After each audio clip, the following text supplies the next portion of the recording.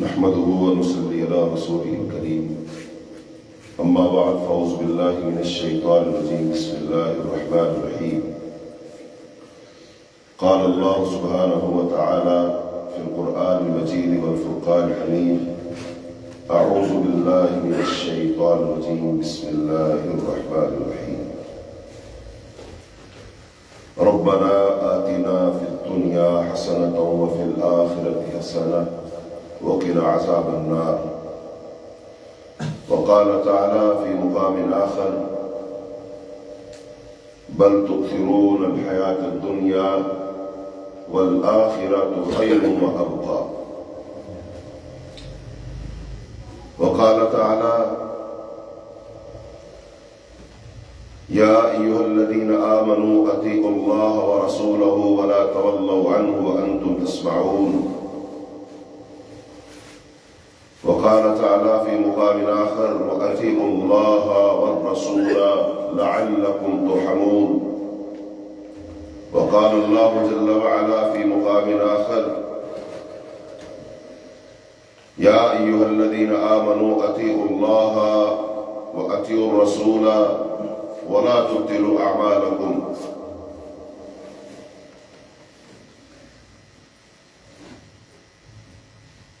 اللہ تعالیٰ نے قرآن پاک میں ایک دعا سکھلائی ہے کہ اہل ایمان جو ہیں وہ اللہ تعالیٰ سے جب دعا مانگے تو وہ دو چیزیں مانگے، نمبر ایک دنیا کی بھلائی، نمبر دو آخرت۔ ربنا، اے ہمارے رب، آتنا، تو دے ہمیں فی الدنیا حسنۃ، دنیا میں حسنہ، دنیا میں بھلائی، اور آخرت میں بھلائی۔ اب جو شخص دنیا اور آخرت دونوں میں بھلائی حسنہ حاصل کرنے میں کامیاب ہو گیا، اللہ نے اسے دنیا میں آخرت میں حسنہ بھلائی عطا کر دی، وہ کامیاب۔ اور جو آدمی دنیا میں تو اچھی زندگی اس نے پا لی، دنیا کے تمام وسائل اور اسباب اس کے پاس آ گئے، دنیاوی لحاظ سے خوشحال آدمی ہے، کامیاب آدمی ہے، کسی کا محتاج نہیں ہے، لوگ اس کے ضرورت مند ہیں، لیکن اگر اس کے پاس آخرت کی حسنہ نہیں ہے، آخرت کی بھلائی نہیں ہے، تو یہ شخص در حقیقت ناکام۔ اس کی مثال قرآن پاک میں اللہ پاک نے بہت ساری جگہوں پر بیان کی ہے، مختلف قوموں کے افراد کے واقعات بیان کیے۔ مثال کے طور پر فرعون کا تذکرہ اللہ نے کیا، حامان کا، قارون کا تذکرہ کیا۔ یہ دنیاوی لحاظ سے کامیاب ترین آدمی ہے، اس میں کوئی شک نہیں۔ ان کے پاس وہ سب کچھ تھا جو ایک شخص دنیا میں حاصل کرنا چاہتا ہے، کچھ کو حاصل ہو جاتا ہے، کچھ کو نہیں ہوتا، لیکن ان کے پاس سب کچھ تھا۔ لیکن وہ آخرت کے لحاظ سے کامیاب نہیں تھے، آخرت کے لحاظ سے بھلائی نہیں ہوئی، تو وہ ناکام۔ اللہ نے ان کا تذکرہ ناکام لوگوں میں کیا اور اہل ایمان کو سمجھانے کے لیے عبرت کے طور پر کیا کہ اگر ان کی رائے اختیار کرو تو دیکھو ملا تو سب کچھ، لیکن سب کچھ ملنے کے باوجود ناکام ہوتے ہیں۔ اور کچھ لوگ وہ ہیں دنیا میں اللہ نے ان کو حسنہ دی، اور دنیا کی حسنہ صرف مال و دولت ہی نہیں ہے، سب سے بڑی حسنہ، سب سے بڑی خیر اور بھلائی وہ ایمان ہے، ہدایت ہے۔ اللہ جس کو ایمان دے دے، جس کو ہدایت دے دے، سمجھو اللہ نے سب سے قیمتی چیز اس کو عطا کر دی۔ اور یہ جو ایمان ہے نا، یہ اتنی قیمتی چیز ہے، قیمتی متاع ہے، سمجھنے والا اس کی قیمت کو سمجھے گا، وگرنہ لوگ اس کو محض الفاظ سمجھتے ہیں، نظریہ اور عقیدہ سمجھتے ہیں۔ وہ ہر چیز کو دنیا کے لحاظ سے اس کی قیمت لگا کر اس کی حیثیت معلوم کرتے ہیں، اگر دنیاوی لحاظ سے اس کی قیمت پڑ جائے سمجھتے ہیں یہ چیز قیمتی ہے، مہنگی ہے، اور دنیاوی لحاظ سے اس کی قیمت نہ پڑے، سمجھتے یہ چیز غیر اہم، سستی ہے، بیکار ہے. یہ بات نہیں ہے. دنیا میں ایک چیز کے خریدار مختلف ہیں، اور وہ خریدار جو اس چیز کو پہچانتا ہے، جانتا ہے، وہی اس کی اصل قیمت لگا سکتا ہے. مثال کے طور پر ایک شخص، اس کے پاس ایک گھڑی ہے، وہ گھڑی اپنے بیٹے کو دیتا ہے، بیٹا یہ گھڑی جاؤ بیچ کر آؤ، اور ساتھ کہتا ہے یہ وہ گھڑی ہے جو ہمیں وراثت میں اپنے باپ دادا سے ملتی چلی آ رہی ہے، یہ 200-300 سال پرانی گھڑی ہے. وہ میلی کچیلی سی گھڑی، گرد میں اٹی ہوئی گھڑی، اس نے اپنے بیٹوں کے لیے جاؤ بازار میں بیچنے گیا. دکان والے نے گھڑی کو دیکھا، قیمت لگائی کہ بھائی وہ 20,000 روپے لے لو اسے. وہ آیا تم کو 20,000 کی. اس نے کہا بیٹا نہیں، تم ایسا کرو اس کو نہ کسی اور کے پاس لے جاؤ اس کو گروی رکھا کر آؤ، یہ ہماری گھڑی گروی رکھ لو، پیسے لے لو. گیا، اس نے کہا یہ 2,000 روپے. وہ پھر لوٹ کر آیا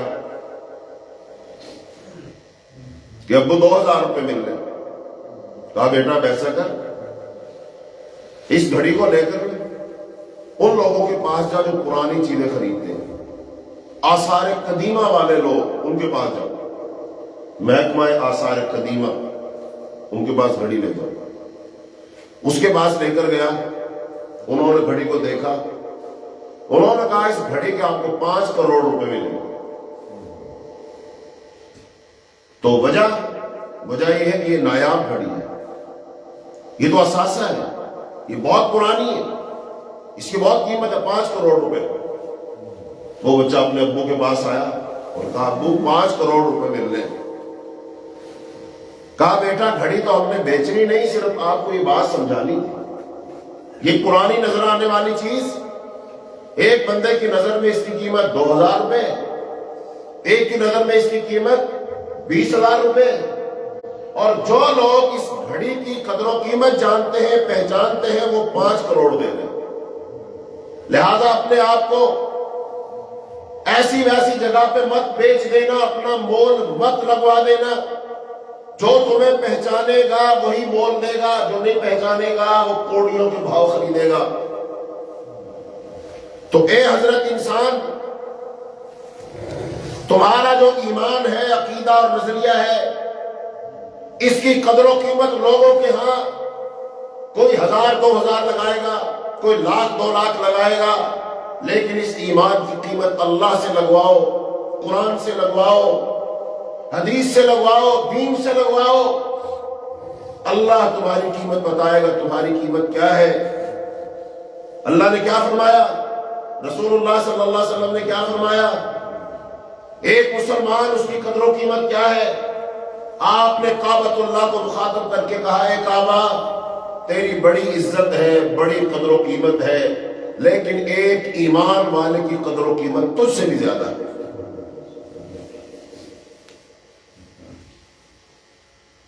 ایمان والے کی قدر و قیمت کعبۃ اللہ سے زیادہ. آج تو وہ بندہ خوش نصیب سمجھا جاتا ہے جس کو غلاف کعبہ کا ایک ٹکڑا مل جائے.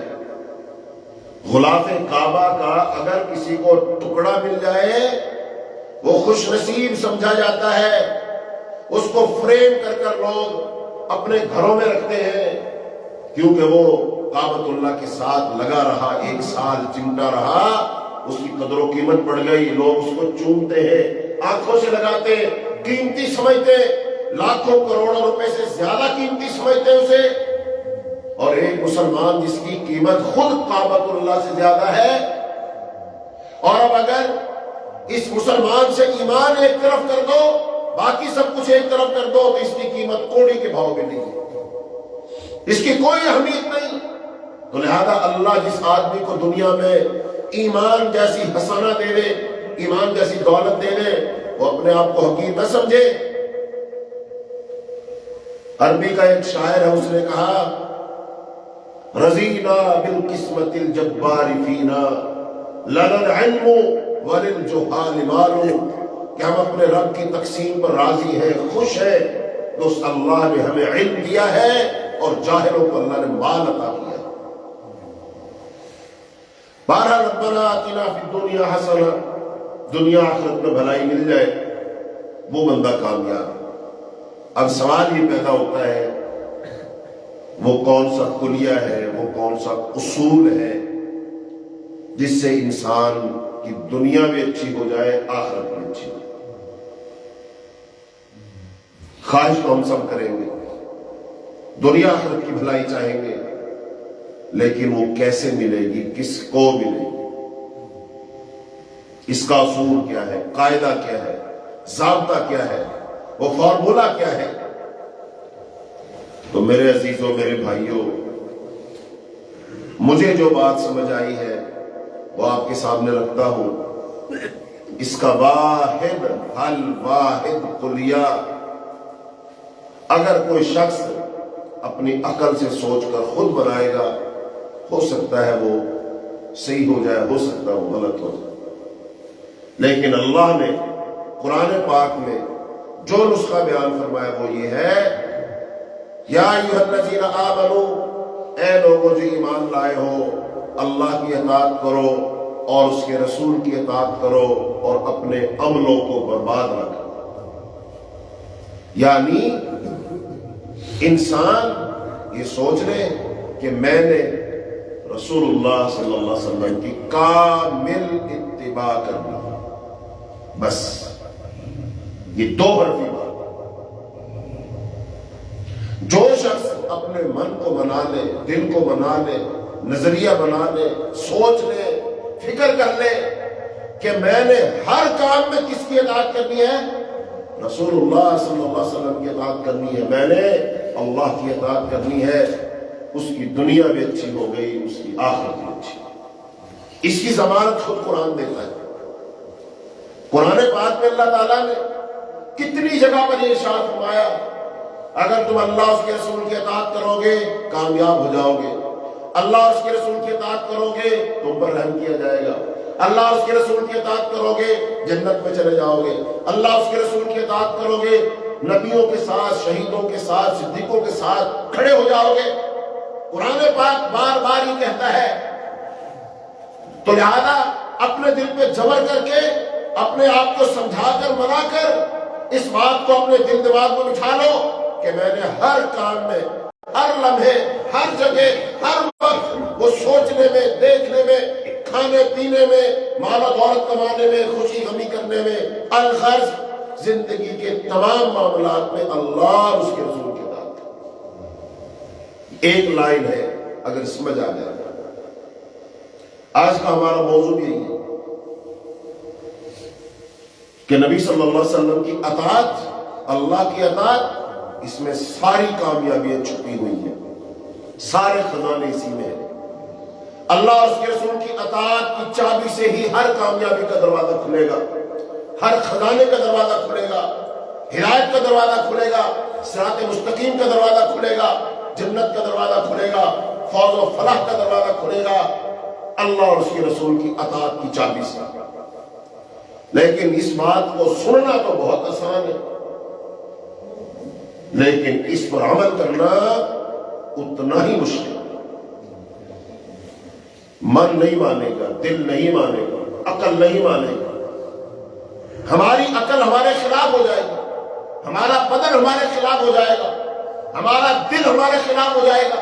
جب آپ اس راہ پر چلو گے لوگ نادان سمجھیں گے، تانے دیں گے، مختلف لیبل لگائیں گے، اور انسان ان ساری باتوں کو برداشت نہیں کر سکے گا اور کہیں نہ کہیں بہک جائے گا، پھسل جائے گا، کبھی اپنے نفس کے ہاتھوں، کبھی اپنے من کے ہاتھوں، کبھی دنیا کے ہاتھوں، کبھی دوست احباب کے ہاتھوں بہک جائے گا۔ لہذا انسان کی عقل ہی انسان کے لیے باعث وبال بن جائے گی۔ ایک مثال سمجھ لو یہاں پر، انسان کی عقل ہی انسان کے لیے آزمائش کے ذریعے بن جائے، عقل ہی پھنسا دے گی اسے، عقل ہی بند گلی کی طرف لے آئے گی۔ کون سی عقل؟ جو قرآن و حدیث سے آزاد ہوگی۔ اس کی مثال یہ ہے، 12 سینگا آپ نے دیکھا ہوگا، تصویر بھی دیکھی ہوگی۔ 12 سینگا اس کی انفرادیت سینگوں کی وجہ سے ہے، باقی تو وہ جانور کہ اس کے سر پر سینگ ہوتے ہیں اور 12 ہوتے ہیں، اسی کی وجہ سے اس کا سر خوبصورت لگتا ہے، تاج جیسا لگتا ہے، دوسرے جانوروں میں اس کو نمایاں ہوتا ہے کہ وہ 12 سینگ ہے۔ تو اب آپ کو پتا ہے جب اس کے پیچھے شیر بھاگتا ہے تو یہی سینگ ہی اس کو بناتے ہیں، سینگ ہی جنگل میں کسی جھاڑی سے الجھ جاتے ہیں، سینگ ہی پھنس جاتے ہیں، تو یہ اپنے سینگوں کو نکال نہیں سکتے۔ اتنی دیر میں دشمن حملہ کر کے اس کو ختم کر دیتا۔ تو 12 سینگے کے لیے آزمائش اس کے سینگوں میں ہی ہے، 12 سینگے کی خوبصورتی بھی اسی میں ہے اور 12 سینگے کی ہلاکت بھی اسی میں ہے۔ اسی طرح ایک انسان وہ اپنی عقل کی وجہ سے عقل مند ہے، اور انسان ایک عقل سے ہی گمراہ ہوتا ہے۔ بتاؤ شیطان کس کو گمراہ کرے گا؟ ایک بندہ پاگل ہے، اس کو پتہ ہی نہیں ہے پاکی ناپاکی کیا ہے، حلال حرام کیا ہے، اس کو پتہ ہی نہیں ہے، شعور نہیں، وہ تو برہنہ ہو کر باہر نکل آتا، کپڑے نہیں پہنتا، اتار دیتا، وہ تو حلالت منہ میں ڈال لیتا، یہ پاگل آدمی۔ بتاؤ شیطان اسے گمراہ کرے گا؟ یہ گمراہ ہوگا؟ یہ تو ویسے مرفوض قلم ہے، اس پر تو شریعت کے احکام لگتے ہی نہیں، اس کو تو معاف کیا ہوا ہے۔ لہذا شیطان کا ٹارگٹ کون ہے؟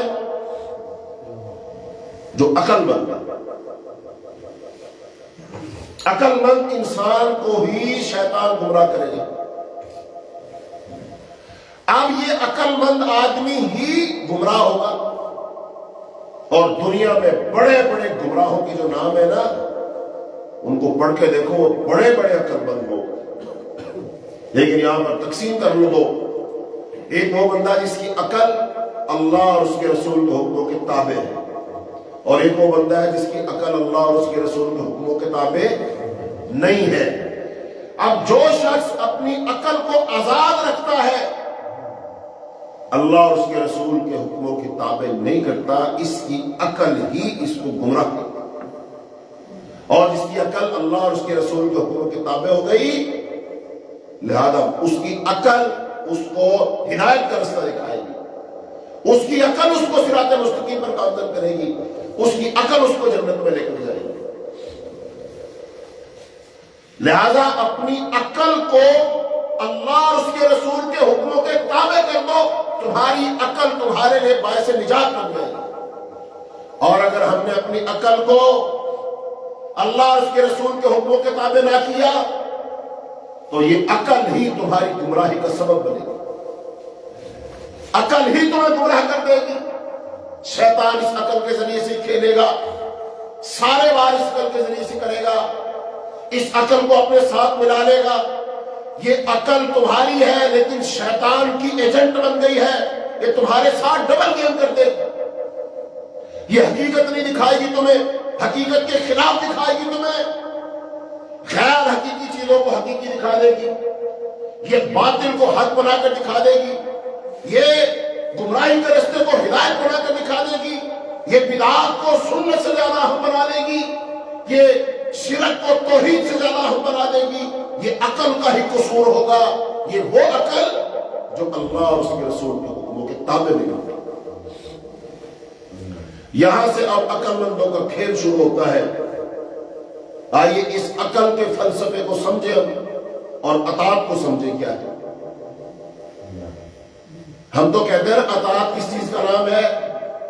حضور پاک کی سنتوں پر عمل کرنا، جیسے حضور پاک نے نماز پڑھی ویسے نماز پڑھنا بالکل صحیح ہے، لیکن اصل اطاعت یہ ہے اپنی عقل کو کلی طور پر رسول اللہ صلی اللہ علیہ وسلم کے تابع کر دینا، یہ اصل اطاعت ہے۔ اور جو شخص اپنی عقل کو کلی طور پر نبی صلی اللہ علیہ وسلم کے تابع نہیں کرتا، دین کے تابع نہیں کرتا، وہ جزوی اطاعت کر رہا ہے۔ جہاں دل چاہا اطاعت کر لی جہاں دل چاہا اطاعت نہ کی. جو مجھے اچھا لگا اطاعت کر لی, جو مجھے اچھا نہ لگا میں نے اطاعت نہ کی. جہاں میرا دل مانتا ہے میں اطاعت کر لوں, اور جہاں میرا دل نہ مانے میں اطاعت نہ کروں. جہاں میرا فائدہ ہو رہا ہو اطاعت کر لوں, اور جہاں میرا نقصان ہو رہا ہو اطاعت نہ کروں. یہ من چاہیے اطاعت ہے, جزوی اطاعت. اور یہ عادی اطاعت نا پوری نافرمانی سے زیادہ خطرناک ہوتی ہے. دھیان سے سن لو یہ جملہ, یہ عادی اطاعت پوری نافرمانی سے زیادہ نقصان دہ ہوتی ہے. آدھا سچ پورے جھوٹ سے زیادہ نقصان دہ ہوتا ہے. اللہ کی ڈیمانڈ یہ نہیں جزوی اطاعت کرو. اللہ کی اطاعت کیا, اللہ کی ڈیمانڈ کیا ہے؟ پوری اطاعت کرو, جس میں تم اپنا دل دماغ شریعت کے تابع کر دے, ایسی اطاعت کر. اچھا بھی اطاعت کروا کر سوچو اللہ تعالیٰ اتنا حکم کیوں دیتے ہیں؟ میری اطاعت, میرے رسول کی اطاعت, میری اطاعت رسول کی اطاعت. قرآن کا یہ بہت بڑا سبجیکٹ ہے, بہت بڑا موضوع ہے. بتاؤ اللہ تعالیٰ کیوں حکم دیتے ہیں اطاعت کرنے, کیوں کرواتے ہیں اطاعت؟ اعلان کر دیا اگر تم نے اللہ اور اس کے رسول کی اطاعت کی تو تمہارے اعمال قابل قبول. اگر تم نے اللہ اور اس کے رسول کی اطاعت نہ کی تمہارے سارے اعمال ضائع, سارے اعمال, تمہاری نمازیں بھی ضائع, روزے, حج, زکات, تہجد, سب ضائع. بندہ اللہ سے ہاتھ جوڑ کر کے یا اللہ کرنی تو تیری اطاعت, کرنی تو تیری عبادت ہے, تو ہمیں اس اطاعت کے سانچے میں کیوں ڈالتا ہے, اطاعت کا پابند کیوں کرتا ہے؟ یہ اطاعت کی پابندی سخت ہے, اس میں تھوڑی نرمی کر دیں. کروانی تو عبادت ہے, تو عبادت کرنے کے لیے ہم تیار ہیں. تو لئی جو اطاعت کی شرط ہے یہ سخت ہے, اس میں تھوڑی نرمی کر دیں. لیکن اللہ پاک فرماتے ہیں نہیں, جو کوئی نماز پڑھے گا لیکن وہ میرے نبی کی اطاعت کے مطابق نہیں پڑھے گا, مجھے وہ نماز نہیں چاہیے. حج کرو, پیسے لگاؤ لاکھوں روپے, وہاں جا کر اگر تم نے میرے نبی کی اطاعت نہ کی تو تمہارا حج نہیں.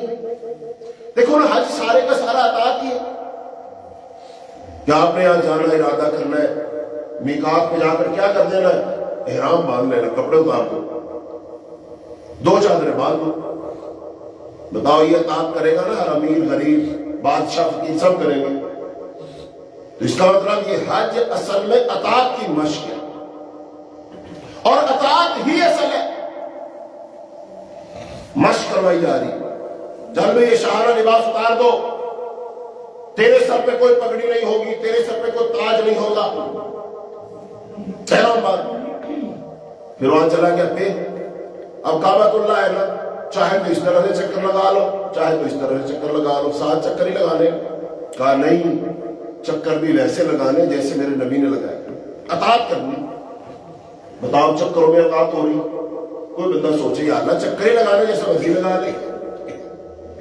کہا نہیں, مسئلہ چکروں کا نہیں ہے, مسئلہ اطاعت کا ہے. تیرا نفس اطاعت کے لیے آمادہ ہوتا ہے کہ نہیں؟ یہ تیری مشق ہے, یہ تیری ٹریننگ ہے, یہ تیری انا توڑنی ہے, یہ تجھے سمجھانا ہے کہ عقل نہیں چلانی, اپنی عقل کو تابع کر. اور جو بندہ یہ بات مان لے اور وہ یہ سمجھ جائے اور عقل کو تابع کر دے, اس کے وہ پھیرے بھی قبول ہیں, اس کا لباس اتارنا بھی قبول ہے, لبیک اللہم لبیک کہنا بھی قبول ہے. اور یہ جب یہ اطاعت کا پورا پروسیس کر کے, اطاعت کے مطابق حج کر کے, جہاں اللہ کہے یہاں کھڑے ہونا ہے, جہاں اللہ کہے یہاں رات بسر کرنی ہے, جہاں اللہ کہے یہاں تم نے قربانی کرنی ہے, جہاں اللہ کہے تم نے یہاں کر کنکریاں مارنی ہے, جو بندہ یہ سارے کام کر کے حج کر کے لوٹتا ہے, اللہ فرماتے جا ہم نے تجھے گناہوں سے ایسے پاک کر دیا جیسے تو آج ماں کے پیٹ سے پیدا ہوا. یہ ساری کی ساری اطاعت کی گناہوں سے معافی, گناہوں سے صاف کر دینا, یہ در حقیقت اطاعت کا انعام ہے. چونکہ کل نہیں نہ چلائی, اطاعت کی, یہ اطاعت کا انعام ہے. اطاعت کی وجہ سے اب ایک بندہ 2 بندے ساتھ جاتے, لیکن کیا ہے, تھوڑی اس کی آواز نہ اس میں زیادہ ہے, کم کر دو تھوڑے سے، جو آپ آواز نہ ٹکرائے نا۔ ایک بندہ یہاں جاتا ہے اور وہ اپنی مرضی سے کرتا ہے، جب چاہے گا کہتا عرفات میں جب میرا دل چاہے گا بھلے میں 8 تاریخ کو چلا جاؤں، بھلے 6 کو چلا جاؤں، بھلے 12 کو چلا جاؤں، عرفات میں ٹھہروں گا لیکن رش بہت ہے یار،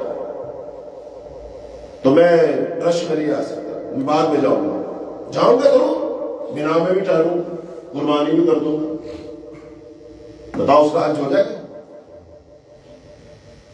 کوئی کہے اتنی سختی کیوں کرتے ہو، تاریخوں کی پابندی کیوں ہے؟ ٹھہرنا ہی ہے نا، ٹھہر جائیں گے، قیام کر لیں گے، نہیں پابندی نہ لگاؤ، اتنی سختی نہ کرو، ٹھہرنا ہی ہے نا۔ بتاؤ اجازت دے دیں، اجازت دے دیں اس کو، تو اس کا مطلب یہ سارا مسئلہ ہی اطاعت کا ہے، یہ اطاعت کروانی ہے، یہ تو یہ ذہن نشین کروانا ہے، سمجھانا ہے کہ حج کرنا ہے نا تو اطاعت کرنی ہے۔ دراصل اطاعت کا نام ہی حج ہے، جس کو اطاعت کرنی آ گئی حج ہو گیا، اور جس کو اطاعت کرنی نہیں آئی اس کا حج، اس کو اپنے پاس رکھو، اپنے حج کو۔ ایسا طواف اللہ کو نہیں چاہیے جس میں نبی کی اطاعت نہ ہو، فرمانبرداری نہ ہو، نہیں چاہیے، ایسا طواف نہیں چاہیے، ایسی سائی نہیں چاہیے، ایسا قیام نہیں چاہیے۔ بھائی اصل میں یہ پروسیس کیا ہے؟ پروسیس ہی اطاعت ہے، اطاعت ہی کامیابی ہے، اطاعت ہی فوز و فلاح ہے، اطاعت ہی جنت کا رستہ کھولے گا، اطاعت سے ہی اللہ راضی ہوتا ہے۔ نبی صلی اللہ علیہ وسلم کی اطاعت، ایک صحابی نماز پڑھ رہے تھے، نماز پڑھ رہے، نماز کتنی اہم عبادت ہے، نماز۔ آپ صلی اللہ علیہ وسلم تشریف لائے، آپ نے آواز دی، اب ظاہر بات ہے یا تو آپ صلی اللہ علیہ وسلم نے دیکھا ہوگا نماز پڑھ رہا ہے جان بوجھ کر آواز دی ہے، یا پھر آپ صلی اللہ علیہ وسلم کو یہ معلوم نہیں ہوا نماز پڑھ رہا ہے، آپ نے پھر آواز دی، دو صورتیں ہو سکتی ہیں۔ تو آپ نے بھلے جان بوجھ کر آواز دی ہے، یا پھر آپ صلی اللہ علیہ وسلم کو پتہ نہیں چلا آپ کی نماز پڑھ رہا پھر آواز دی ہے، دونوں صورتوں میں آواز تو گئی، لیکن وہ صحابی نماز پڑھتے رہے، نماز پڑھتے رہے۔ جب انہوں نے نماز ختم کیا ہے، کہا جی حضور، کہا میں نے تو آپ کو قبول آیا تھا، اتنی دیر بعد آئے، کہا جی میں نماز پڑھ رہا ہوں۔ تو نبی صلی اللہ علیہ وسلم فرمایا کہ اللہ نے نہیں فرمایا جب تم رسول بلائے تو تم فوراً سے آ جاؤ؟ مطلب کیا تھا؟ جب میں نے بلایا تو تجھے چاہیے تھا وہی نماز ختم کر دیتا اور میری بات آ کر سنتا۔ اب ایک یہ تھا نماز ختم کر کے میری بات سن، ایک یہ ہے تو نے نماز مکمل کی پھر میری بات سنی۔ تیرے نزدیک یہ صحیح تھا کہ نماز مکمل کرو پھر بات سنو، در حقیقت صحیح یہ تھا کہ جب میں نے بلایا تھا تو وہی نماز ختم کرتا میری بات سنتا، یہ صحیح تھا۔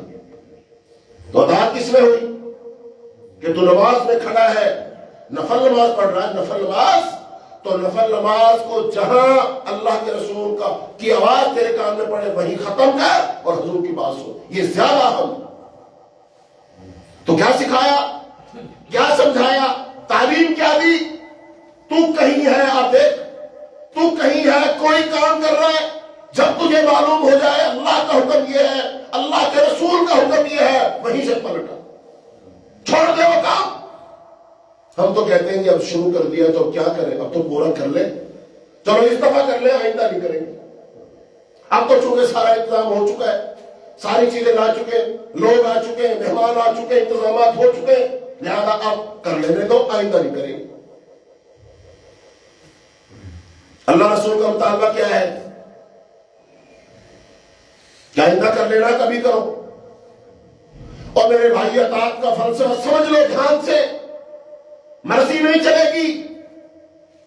اس صحابی رسول کو کیا حکم ملا؟ اب اگر آئندہ کہیں یہ صحابی نماز پڑھ رہا ہو اور اللہ کے رسول صلی اللہ علیہ وسلم آواز دے بلائے، بتائیے نماز پوری کر کے آئے گا، فوراً چھوڑ کے آئے گا؟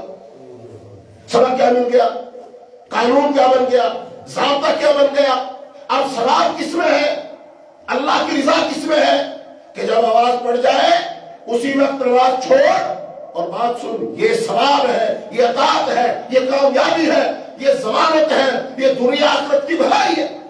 اور اگر تم نے یہ وضاحت سن لینے کے بعد بھی تو نماز پڑھ رہا ہے، اللہ کے رسول تجھے بلائے اور تو پھر نماز ہی پڑھتا رہے، سجدے پہ سجدہ کر رہا ہے، رکوع کر رہا ہے، قیام کر رہا ہے، رکعت پر رکعت پڑھ رہا ہے، بتائیے فرما برداری ہوئی کہ نافرمانی؟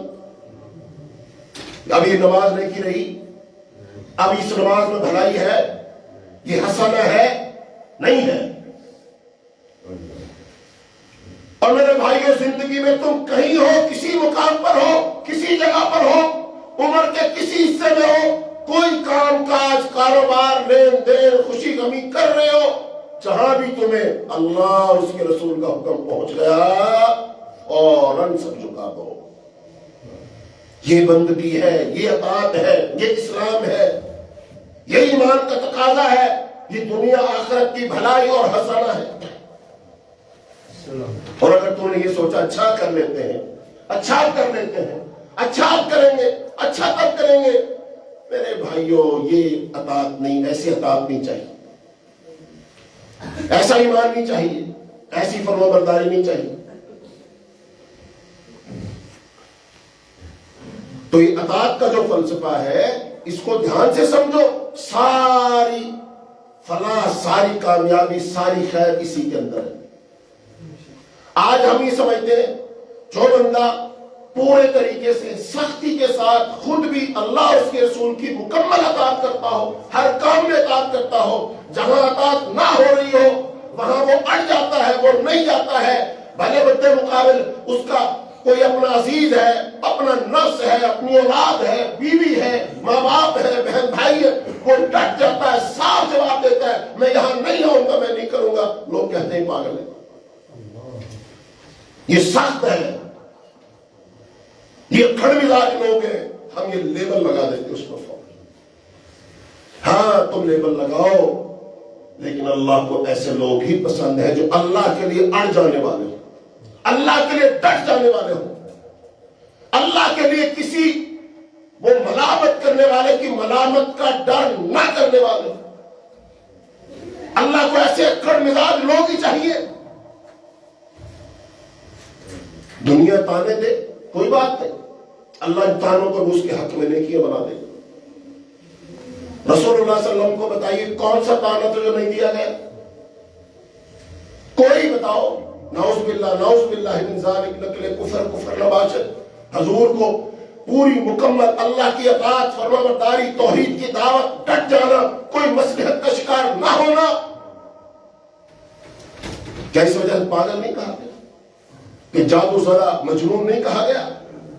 فساد کروانے والا، لڑائیاں کروانے والا نہیں کہا گیا؟ کون سا لیبل ہے جو حضور پاک پہ نہیں لگا؟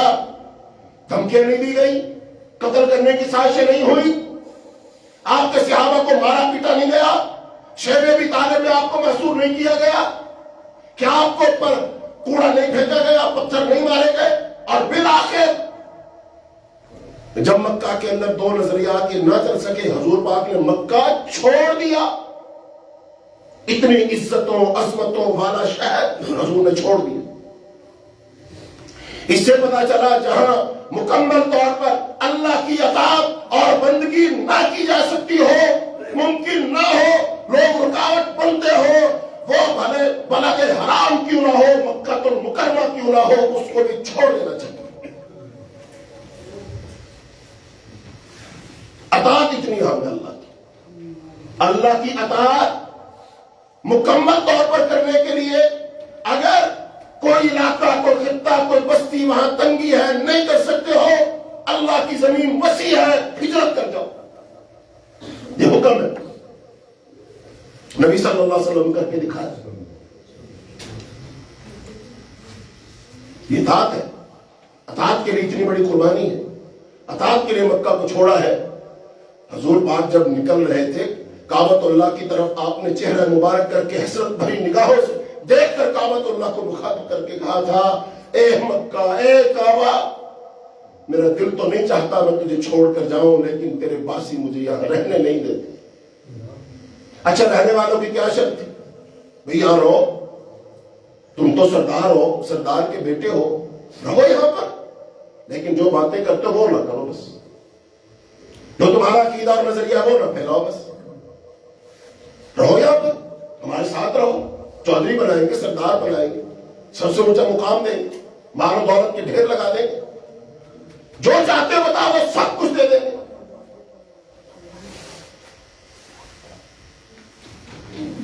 سب کچھ دے دیں گے، بس کیا کرو، ہمارے ساتھ مل کے چلو، توحید کی دعوت نہ دو، بتوں کو برا بھلا نہ کہو، لیکن بتاؤ ان بتوں کو برا بھلا کہنے، شرک کا رد کرنے کا یہ ڈیوٹی کس نے لگائی تھی؟ اللہ نے لگائی، اور اللہ نے فرمایا فَاسْتَقِمْ كَمَا أُمِرْتَ، اے پیغمبر تو ویسے سیدھا رہ جیسے تجھے حکم دیا گیا۔ یہ تین لفظ فَاسْتَقِمْ كَمَا أُمِرْتَ، یہ بھئی آوازیں نہ آئی، کون بول رہا پیچھے؟ باتیں نہ کرو۔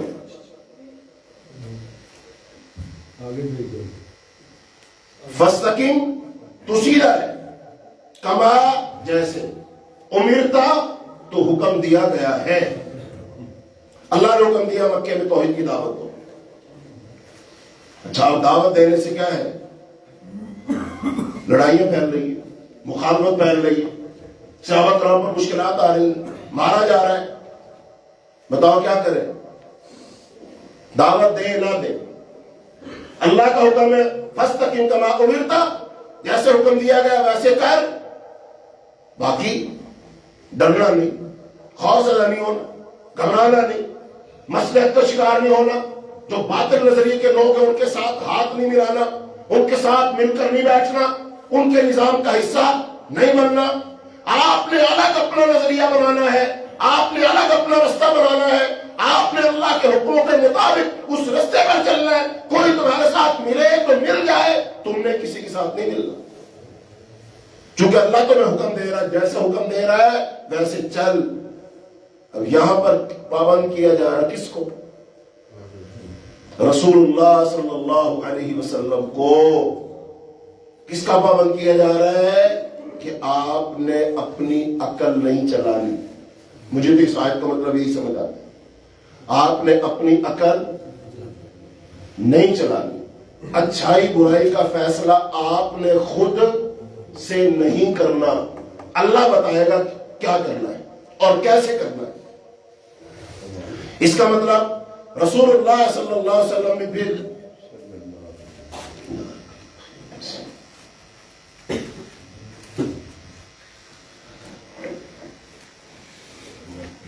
رسول اللہ صلی اللہ علیہ وسلم بھی پھر پابند ہو گئے اطاعت کے کہ نہیں؟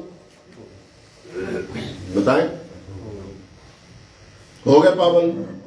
اللہ نے کر دیا پابند کہ نبی اگر آپ کو کوئی کام اچھا نظر آتا ہے ایسے کر لیں، آپ کو اپنی سمجھ کے مطابق اس میں زیادہ خیر زیادہ بھلائی نظر آتی ہے، آپ یہ سمجھتے ہیں اس طریقے سے لوگ اسلام کی طرف آ جائیں گے، اسلام قبول کر لیں گے، ہدایت یافتہ بن جائیں گے، اس طریقے کے ساتھ ہو سکتا ہے آپ کے نظریے سے لڑائی نہ ہو، جھگڑا نہ ہو، اختلافات نہ بڑھے، پیار محبت کی فضا بھی برقرار رہے اور کام بھی ہو جائے، آپ کو یہ سمجھ آتا ہو، لیکن آپ نے ویسے ہی کرنا ہے جیسے اللہ نے۔ باقی یہ چھوڑ دو، لوگ ناراض ہوتے ہیں ناراض نہیں ہوتے، آپ اس چیز کے ذمہ دار نہیں ہیں۔ آپ نے تو صرف وہ کام کرنا جو ہم کہیں، آپ نے صرف وہ بولنا ہے جو ہم کہیں، آپ نے وہ حکم دینا ہے جو ہم کہیں، بس آپ کی ذمہ داری اتنی۔ وما علینا الا البلاغ، ہمارے ذمہ تو بات کو من و ان بغیر کسی کمی بیشی کے ویسے پہنچا دینا، ڈیوٹی یہ ہے، باقی وہ جانے۔ اور تو نبی صلی اللہ علیہ وسلم پابند ہو گئے، پابند ہو گئے کہ نہیں؟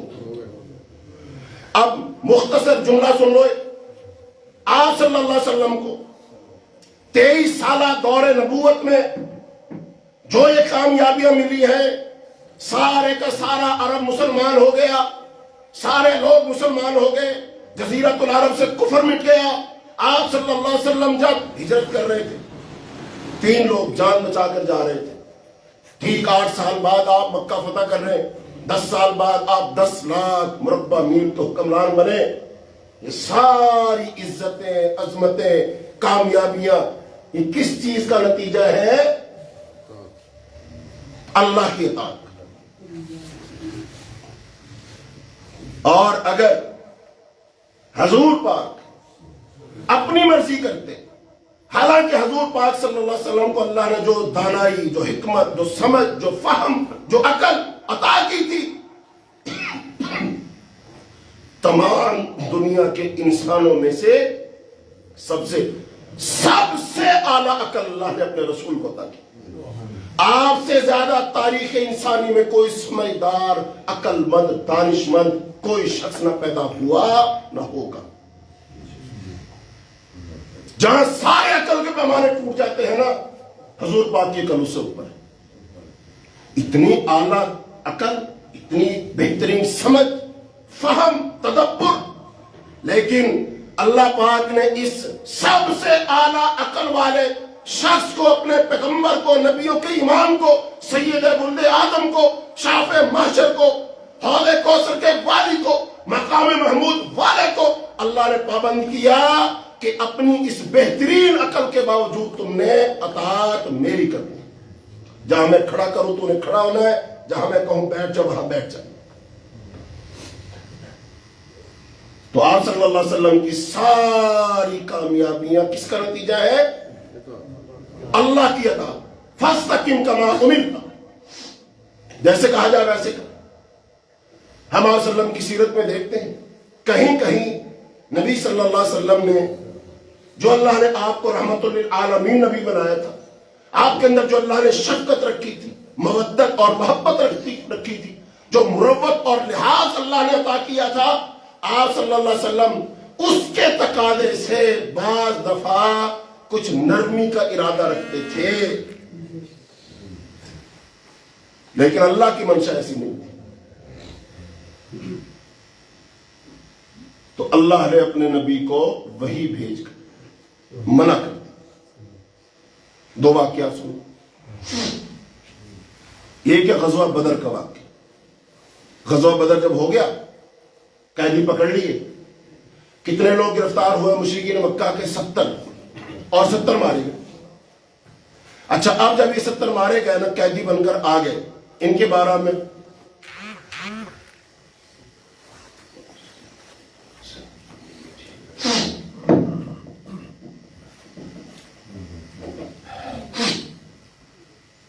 تو اب 70 قیدی آ گئے.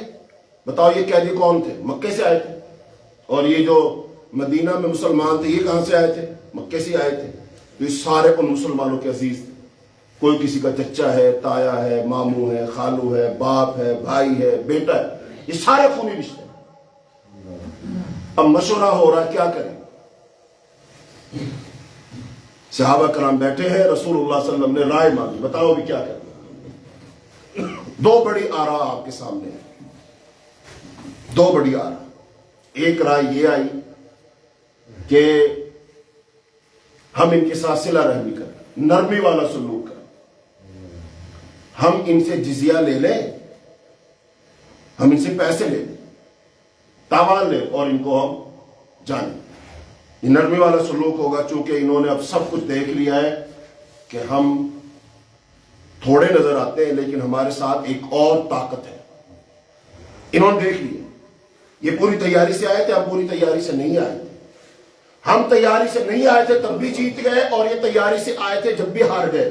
تو ان کو سمجھ آ جائے گی. انہوں نے دیکھ لیا کہ ہمارے ساتھ تو کچھ ایسے چہرے بھی تھے جو عام طور پر جنگ ختم ہونے سے نہ بعد میں دیکھے گئے، نہ جنگ شروع ہونے سے پہلے دیکھے گئے تھے. وہ لوگ بھی تھے، یعنی فرشتے تھے ہمارے ساتھ. انہوں نے یہ بھی دیکھ لیا.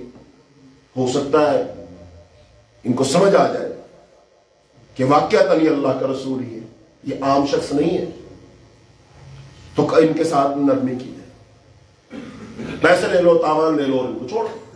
ایک رائے کیا، کہا جی یہ ہمارے ہی عزیز ہیں، رشتے دار ہیں، بھائی بند ہیں، چلو صلہ رحمی ہو جائے گی. دیکھو صلہ رحمی کا ہم ہر جگہ کہتے ہیں.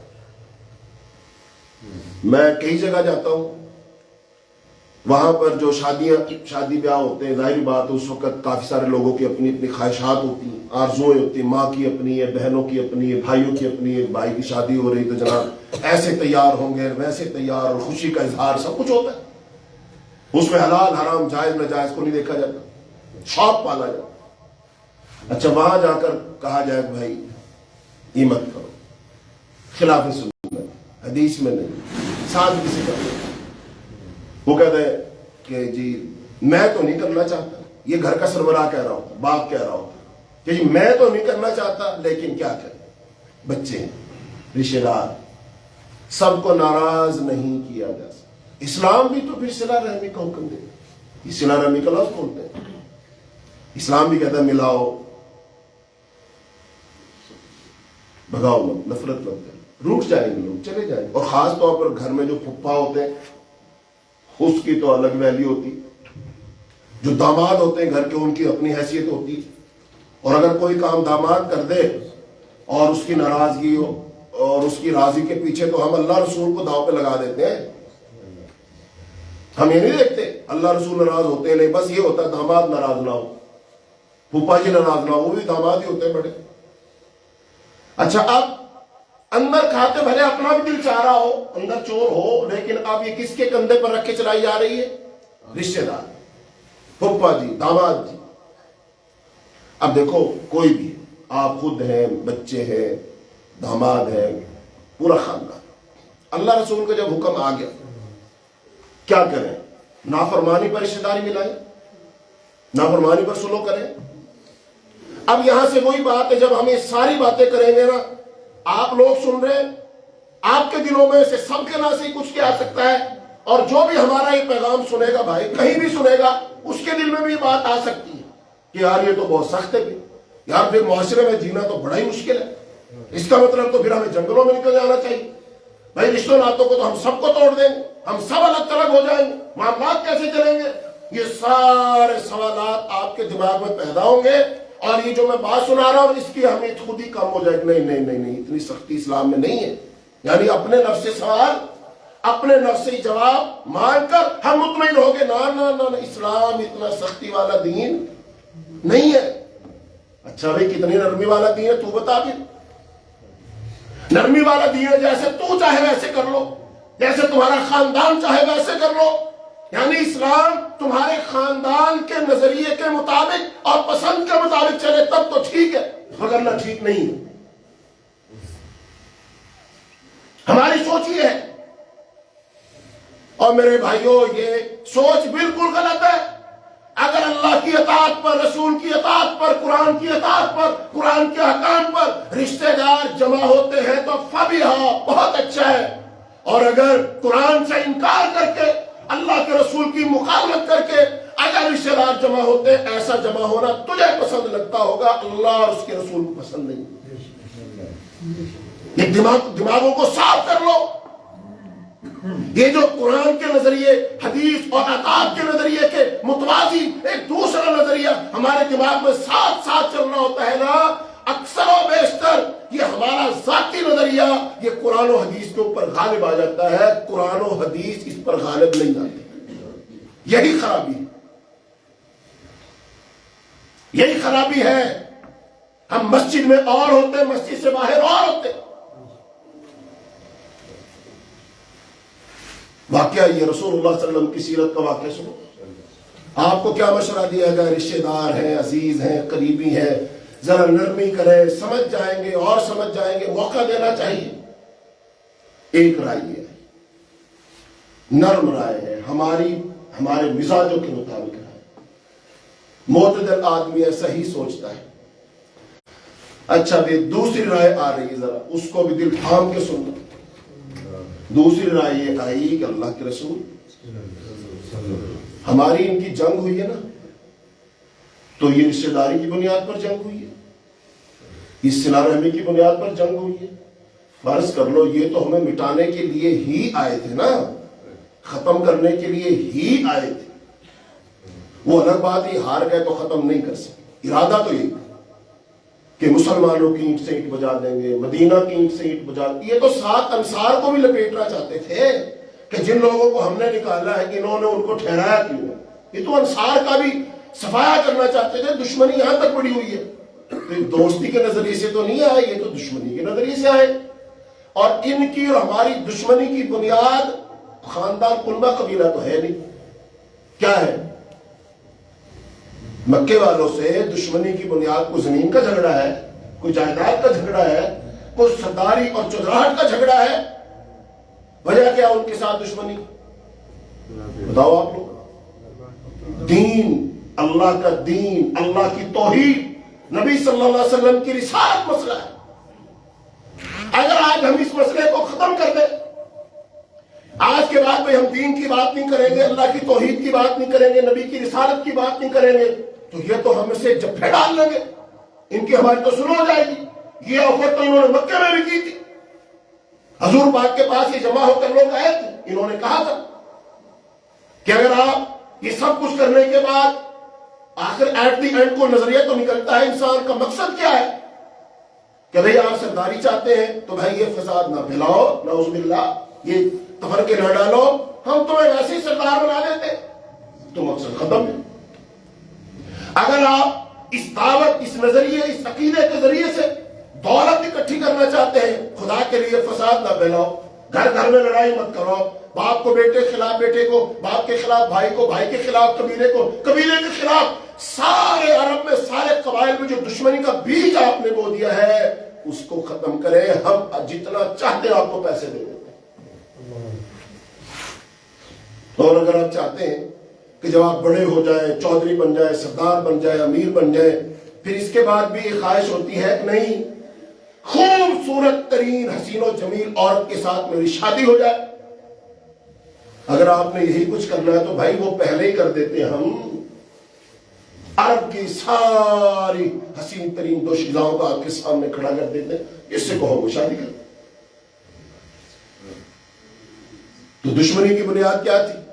حضور پاک نے کہا نہیں، تم میرے ایک ہاتھ میں چاند، ایک ہاتھ پر سورج لا کر رکھ دو، میں تب بھی یہ دعوت دینے سے باز نہیں ہوں گا۔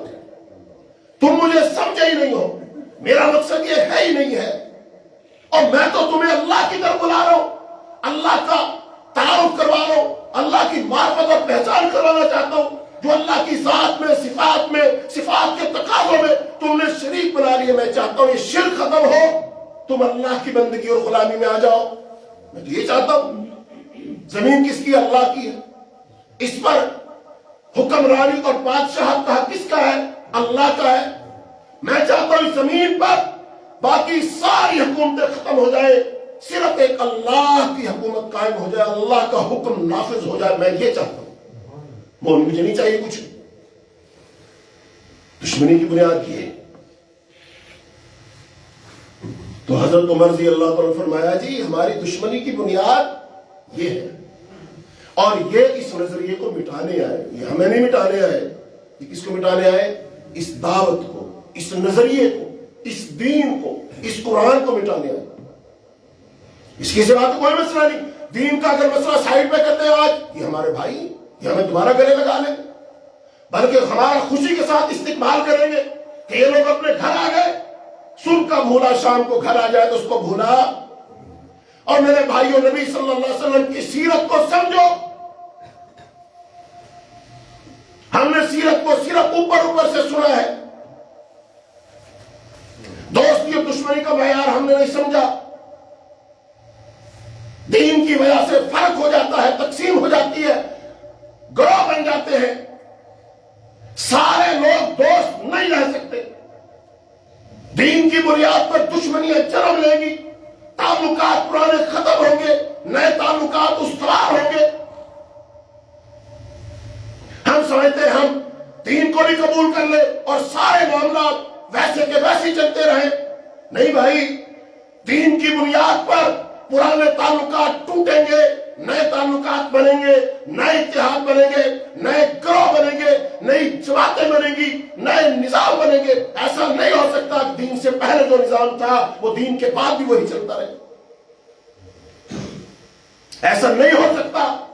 یہی غلط فہمی ہے، اسی غلط فہمی کو دہرایا جا رہا ہے۔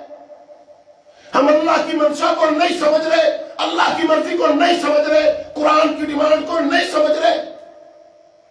ہم جہاں بھی کوئی معاملہ کرتے ہیں ملک کی سطح پر، ہم اپنے تیل پانی گیس کو سامنے رکھ کر معاملہ کرتے ہیں۔ توحید کو، دین کو، قرآن کو سامنے رکھ کر ہم کوئی فیصلہ نہیں کرتے۔ اس وقت سردیوں کا موسم چل رہا ہے، پاکستان میں گیس نہیں آ رہی۔ اب ایک آدمی کے گھر کا مسئلہ کیا ہے؟ گیس، کاروبار گیس، فیکٹری گیس سے چل رہی ہے۔ لہذا اب ہم کسی ملک جائیں گے، اس ملک سے ہم گیس مانگیں گے، ہمیں گیس دو، ہمیں تیل دو، ایندھن دو، جس کی وجہ سے ہم انرجی پیدا کریں، بجلی پیدا کریں، ملک چلے، معیشت اچھی ہو۔ بتاؤ ان تعلقات کی بنیاد پر دین ہے کہ دنیاوی ضروریات ہے؟ میں ضروریات کا انکار نہیں کر رہا، لیکن وہ ضروریات کس بنیاد پر لی جا رہی ہے، اہمیت کس کو ہے، ترجیح کس کو ہے؟ اور یہ مشکل مراحل نبی صلی اللہ علیہ وسلم کی زندگی میں آئے۔ 3 سال شیب ابی طالب میں نبی صلی اللہ علیہ وسلم نے اپنے خاندان کے ساتھ بھوک کاٹی ہے۔ 3 سال بھوک کاٹی ہے۔ مکے والوں نے اتنا سخت بائیکاٹ کیا تھا جس کا آپ تصور نہیں کر سکتے۔ آج ہمیں پوری دنیا میں عالمی لیول پر سب سے بڑا خطرہ یہی ہوتا ہے، ہم تنہا کر دیے جائیں گے، ہم تنہا کر دیے جائیں گے۔ معاملات کیسے چلیں گے، تجارت کیسے ہوگی، لین دین کیسے ہوگی، ایکسپورٹ امپورٹ کا مسئلہ ہے۔ جو لوگ پاکستان سے باہر پاکستانی ہیں، وہ کام دھندے کے سلسلے میں وہاں گئے ہوئے، وہ تو وہاں سے ڈالر بھیجتے ہیں تو ملک کا خزانہ چلتا ہے، ڈالر آتے تو اس کا ریٹ کم ہوتا ہے۔ لہذا اگر ہم نے ان ملکوں کے ساتھ دین کی بنیاد پر، دوستی اور دشمنی کی بنیاد پر معاملات کیے، وہاں سے پاکستانیوں کو نکال کے بھگا دیں گے۔ یہ ساری باتیں جب ہم سوچتے ہیں نا تو ڈر جاتے ہیں۔ ملک کا تو دیوالیہ نکل جائے گا، ملک تو فلاں ہو جائے گا، فلاں ہو جائے گا۔ یہ بالکل صحیح ہے۔ میں 100% اتفاق کر لوں اس بات پر، اگر اللہ تعالیٰ کی ذات نہ ہو، میں پھر 100% اس بات کو مان لوں۔ لیکن یہ تمہارے سارے اندیشے، تمہارے سارے مسائل اللہ جانتا ہے نہیں؟ اللہ کہاں ہے؟ تو ملکوں سے ڈر گیا، جھک گیا، بک گیا، گھٹنے تو نے ٹیک دیے، دین اولیت ترجیح نہیں رہا تیرا، دین مسئلہ نہیں رہا تیرا۔ بتا اللہ کہاں ہے؟ اللہ کی مدد کب آئے گی؟ کہاں آئے گی؟ کس کے ساتھ آئے گی؟ عزت اللہ دیتا ہے، ذلت اللہ دیتا ہے، بادشاہت اللہ دیتا ہے۔ یہ قرآن بھرا پڑا ہے۔ یہ فلسفہ ہمیں سمجھ کیوں نہیں آ رہا؟ ہم کہہ رہے ہیں ذلت کے ساتھ ہمیں دنیا میں بھلے رزق مل جائے، معدنیات مل جائے، سب مل جائے، ہم لینے کے لیے تیار ہیں۔ اور تو ایک دفعہ پی کاٹ، اللہ کے لیے غیرت دکھا، کھڑا ہو، اللہ تیرے امتحان لے گا۔ کچھ سال گزریں گے، فاقے کرنے پڑیں گے، تیرے گھر میں چولہا نہیں چلے گا، تجھے چمڑے بھگونے پڑیں گے، روٹیاں سوکھی کھانی پڑیں گی۔ پھر اس کے بعد دیکھنا اللہ خوشحالی لائے گا، چونکہ تو امتحان دے چکا، تو پاس ہو چکا، تو نے غیرت کا مظاہرہ کر دیا۔ بتائیے ذرا، ہم اللہ کو زیادہ عزیز ہیں کہ اللہ کے رسول زیادہ عزیز ہیں؟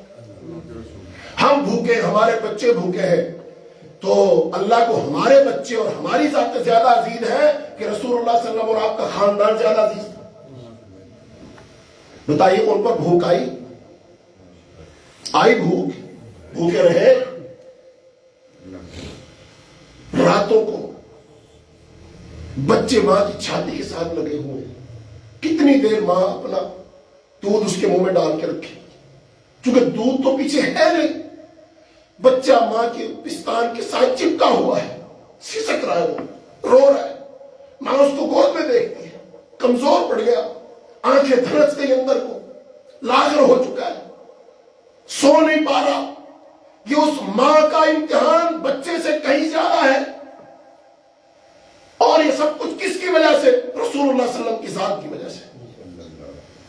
آپ نہ ہوتے، آپ یہ نہ کہتے، شیب ابی طالب میں محصور کیوں ہوتے؟ ان ماں کو مصیبت کیوں اٹھانی پڑتی؟ ان شیر خار بچوں کو تڑپنا کیوں پڑتا؟ صرف حضور پاک صلی اللہ علیہ وسلم کی وجہ سے، اس نظریے اور عقیدے کی وجہ سے، دین کی وجہ سے. بتائیے اللہ تعالیٰ یہ منظر آسمان سے دیکھتا ہے نا کہ یہ بچے، یہ بوڑھے، یہ عورتیں، یہ جوان، یہ میرا نبی، یہ بھوکے پیاسے پڑے ہوئے، ان کو دن کو چین نہیں پڑتا، رات کو نیند نہیں آتی، یہ بھوکے لاغر ہو چکے. کس کے لیے اللہ آسمان سے دیکھ رہا ہے؟ ان کا ذاتی مسئلہ نہیں ہے، خاندانی مسئلہ، میرے دین کی وجہ سے.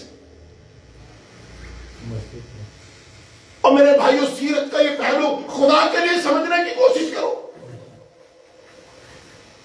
یہ دین اتنی آسانی سے نہیں پھیل گیا، یہ مکہ اتنی آسانی سے فتح نہیں ہو گیا تھا.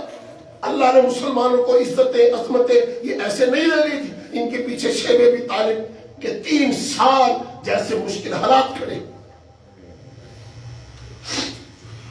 بتائیے آج اگر ہمارے گھر میں یہ سما ہو، بچے کے لیے دودھ نہ ہو، بیوی بچے کو ساتھ اپنے پستان کے ساتھ لگائے اور اس کو دودھ نہ اترے اور ساری رات جاگنا پڑے اور پھر اگلے دن بھی جاگنا پڑے اور ہفتہ جاگنا پڑے اور 2 ہفتے اور 1-2 مہینے نہیں 3 سال جاگنا پڑے،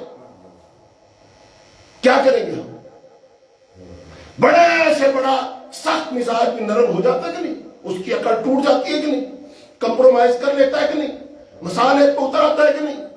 کہتا میں اپنے لیے نہیں، اپنے بچوں کے لیے آیا، اپنے لیے نہیں، اپنے خاندان کے لیے آیا، اپنے لیے نہیں، اپنی قوم کی وجہ سے آیا. یہی مسئلہ ہے نا، ملک کا مسئلہ، قوم کا مسئلہ، معیشت کا مسئلہ، یہ سارے مسئلے ان کو بہانہ بنا کر ہم کفر کی جھولی میں جا گرتے، ان کی شرطیں مانتے ہم کہ ہم اپنے ملک میں دین کا نام کسی کو نہیں لینے دیں گے، دین کو بطور نظام کے قبول کرنے نہیں دیں گے. جو تحریک، جو جماعت، جو گروہ اٹھے گا کہ اسلام ایک نظام ہے، ضابطہ حیات ہے، اس کو نافذ کرو، اس ملک سے کفر کے نظام کو نکالو، ہم وہاں طے کر کے آتے ہیں ہم ایسے تمام لوگوں کو کنٹرول کریں گے. آپ تب جا کر فیٹر سے نکلتے ہیں، ویسے تو نہیں نکلتے آپ. اور جب ہم فیٹر سے نکل آئے، حکمران جماعت نے بڑا کریڈٹ لیا، بڑے خوش ہوئے، یہ ہماری سفارتی کامیابی ہے. انہوں نے 30 مطالبے کیے تھے، 30 مطالبے کیے تھے، 30 کے 30 ہم نے مان کے اوکے کر دیا اپنی طرف سے. بالکل ٹھیک، یہ جو تمہارے دنیاوی آقا ہے نا، ان کے تو تم نے 30 کے 30 مطالبے کر دیے اور ان کو خوش کر دیا، قرضہ مل گیا، پھر آگے خوشحالی اور دے دیا. IMF نے تمہیں کبھی ناک رگڑوا رہا ہے. کوئی بھی آپ کا قومی خزانے کا وزیر آتا ہے، وہ کیا کہتا ہے؟ کہتا بھی وہ نہیں مان رہے، پھر دوبارہ مذاکرات ہوں گے، پھر نئی شرطیں آئیں گی، پھر وہ جب آپس میں مخالفت ہوتی ہے پول کھلتا ہے، سب کچھ مان لیے، مان گئے وہ. اور تو قرآن سے 30 بڑے بڑے حکم نکال، اللہ کے 30 بڑے بڑے حکم اللہ کے نکال اور اللہ کے ساتھ کمٹمنٹ کر، یا اللہ یہ تیری زمین ہے، یہ تیرے بندے ہیں، یہ تیرا ملک ہے، یہ 30 تیرے بڑے بڑے مطالبے اللہ میں دل و جان سے پورا کروں گا، میں نافذ کروں گا، اپنی قوم کو بھوکا رکھ کر، مخالفت سہ کر میں کروں گا.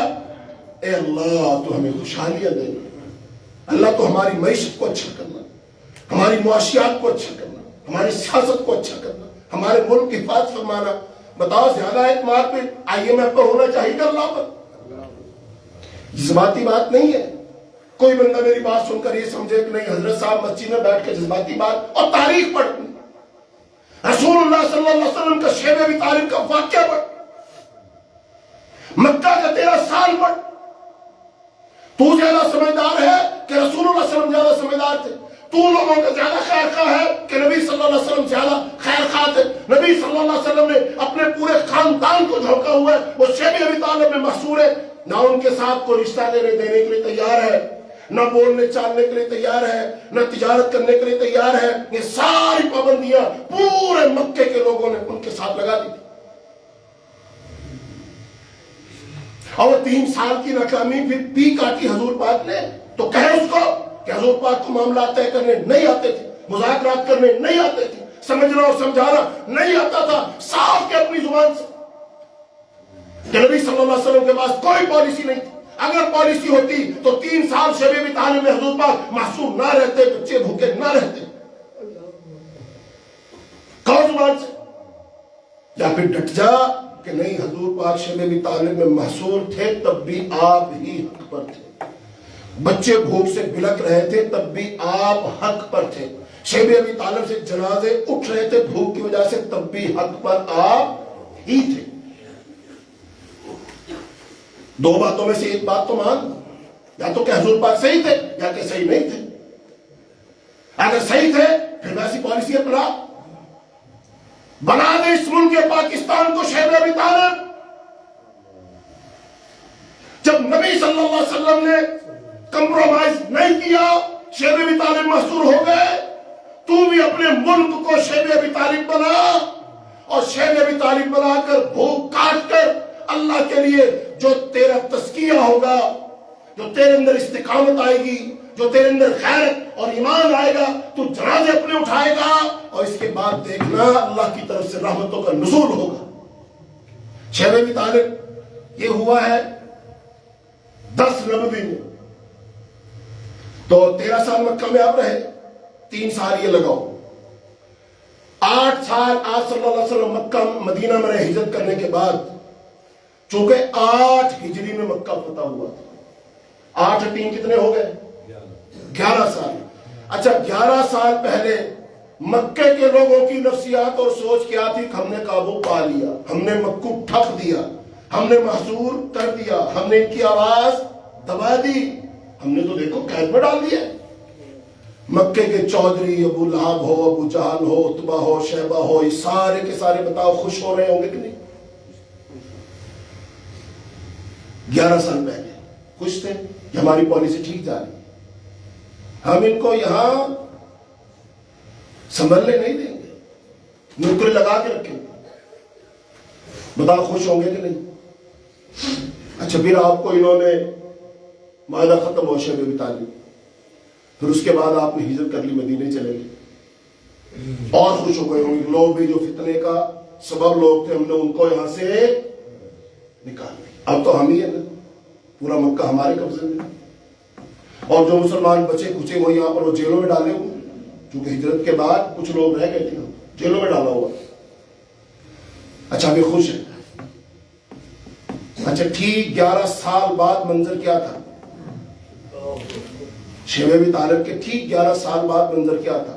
وہی مکہ ہے، وہی سردار جتنے بچے تھے وہ ہیں، حضور پاک مدینہ سے چلے، 10,000 کا آپ کے ساتھ لشکر ہے، اور شان سے ٹھاٹ باٹ کے ساتھ آپ چلے، اور مکے کے قریب آ کر آپ نے پڑاؤ ڈالا، اور آپ کی حکمت عملی یہ تھی سارے ایک جگہ پہ ایک روڈ سے نہیں جائیں گے، مختلف جگہوں سے لوگ جائیں گے، مختلف جگہوں پر وہ ڈیرے لگائیں گے۔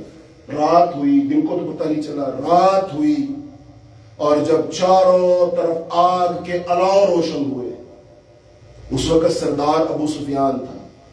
ابو سفیان جب باہر نکلا اور اس نے منظر دیکھا، ہر طرف آگ ہی آگ، مطلب یہ تھا کہ ہر طرف افراد ہی افراد، اس کے تو اوسان ختم ہو گیا، یہ کیا ہوا، یہ کون ہے؟ حضرت عباس رضی اللہ تعالیٰ علیہ وسلم کے چچا اس وقت مکہ میں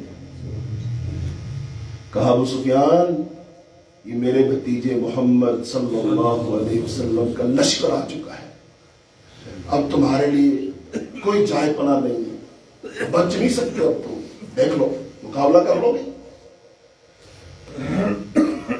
تو اب یہ لمبا واقعہ ہے۔ پھر یہ رات کو چھپ کر حضرت عباس رضی اللہ عنہ ساتھ حضور پاک کے خیمے میں گیا تھا، یہ سردار ابو سفیان گیا تھا اور حضور پاک کے پاؤں میں بیٹھا تھا، اس وقت تک مسلمان نہیں ہوئے تھے، پاؤں میں گرا تھا، تو یہ سردار پاؤں میں گر گیا، اور 11 سال بعد پھر مکہ دن کی چٹے دن کے اندر فتح ہوا۔ یہ سارے مکے کے لوگ حضور پاک کے سامنے گردنیں جھکا کر کھڑے تھے، اور پھر حضور نے پوچھا تھا بتاؤ اب میں تمہارے ساتھ کیا سلوک کروں؟ اور جب حضور پاک جا رہے تھے نا ہجرت کے لیے، آپ نے خواہش کا اظہار کیا تھا، وہ جو کعبہ کا دروازہ ہوتا تھا اس کی چابی تھی ایک بندے کے پاس، اس کو بلایا تھا اور اس سے کہا تھا میں جا رہا ہوں، مجھے میرے لیے ادھر دروازہ تو کھول دے۔ اس نے کسی حقارت سے حضور پاک کو ٹھکرایا تھا، جو اس کے لہجے میں تکبر اور غرور بول رہا تھا، حضور پاک نے کہا تھا اسے ایک دن آئے گا جب یہ چابی تمہارے ہاتھ سے ہمارے ہاتھ میں آئے گی.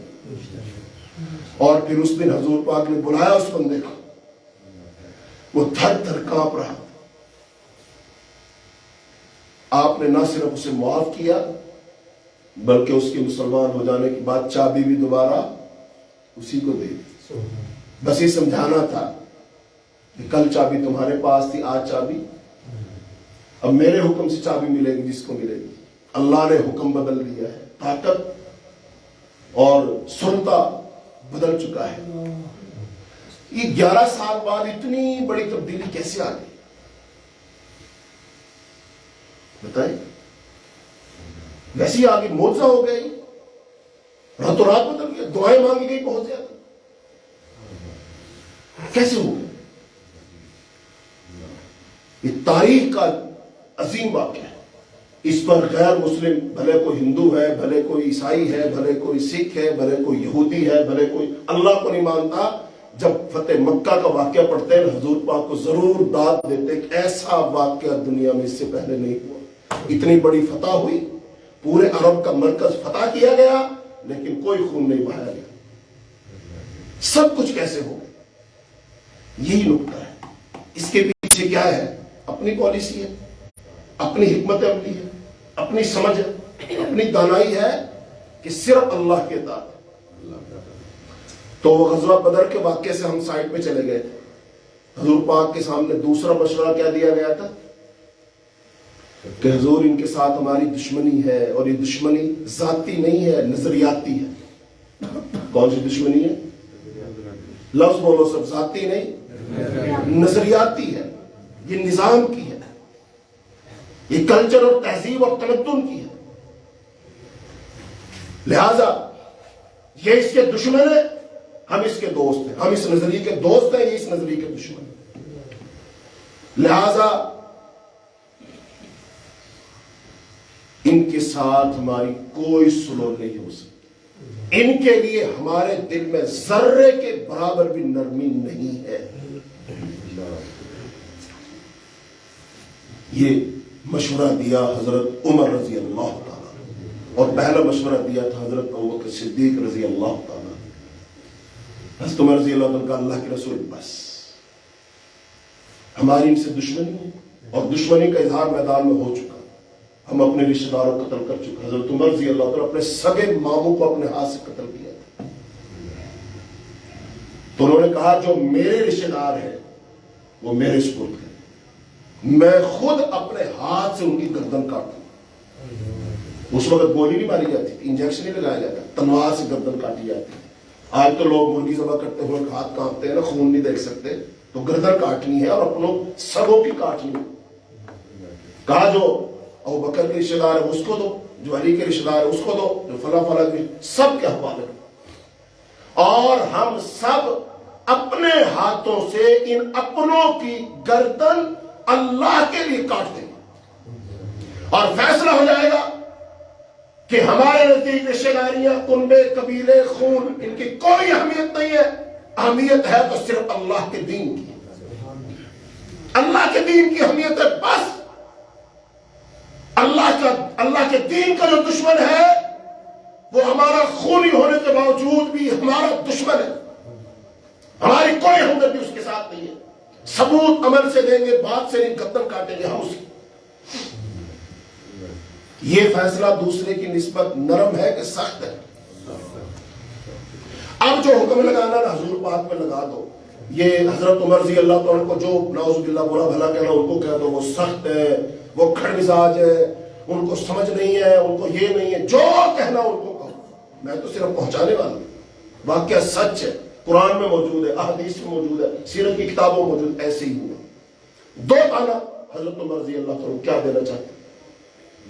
وہ صلہ رحمی کا ان کو سبق نہیں آتا تھا, رشتہ داریاں ملانے کا سبق ان کو نہیں آتا تھا, وہ اچھی معاشرت نہیں چاہتے تھے. کیا انہیں نہیں پتا تھا معاشرے میں کیسے رہنا سہنا؟ یہ ادب و آداب ان کو نہیں آتے تھے. فیصلہ کرو, کار نہیں آتے تھے یا کہو آتے تھے, نتیجہ نہیں کرے گا پھر ہمیں نہیں آتے. ہماری سوچ غلط ہے, ہمارا نظریہ غلط ہے. ہم ڈرے ہوئے لوگ ہیں، ہم سہمے ہوئے لوگ ہیں، ہم نے دین کو صحیح سمجھا ہی نہیں ہے، دین کے مطابق بات کو نہیں سمجھا ہے، اس لیے مصلحت کا شکار ہے۔ ہر گانے کے ساتھ اللہ کے دشمن کے ساتھ ہاتھ ملا لیتے ہیں ہم۔ ہمارا مسئلہ صرف دولت ہے، صرف معیشت ہے، صرف پیسہ ہے۔ جس کے سامنے مرضی بٹھا لو، جس سے مرضی دوستی کروا لو، جس سے چاہے دشمنی کروا لو، ہم کرنے کے لیے تیار ہیں۔ اور اسلام کا یہ مسئلہ نہیں ہے تو غلط سمجھا ہے۔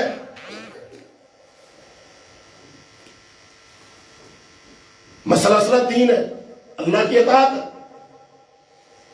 حضرت عمر رضی اللہ عنہ یہ فیصلہ اپنی رائے دے، حضور پاک کے پاس اختیار تھا، جس کی چاہے قبول کر لیں، جس کی چاہے۔ حضور پاک صلی اللہ علیہ وسلم نے حضرت ابوبکر صدیق رضی اللہ تعالیٰ عنہ کا مشورہ قبول کر کہ جی ٹھیک ہے، آپ کی رائے صحیح ہے، ہمارے عزیز ہیں، رشتہ دار ہیں، بھائی بہن ہیں، چچا، کوئی تایا، کوئی خالو، کوئی مامو، چلو صلہ رحمی کرتے ہیں۔ فیصلہ ہو گیا، جزیہ لیں گے، چھوڑو۔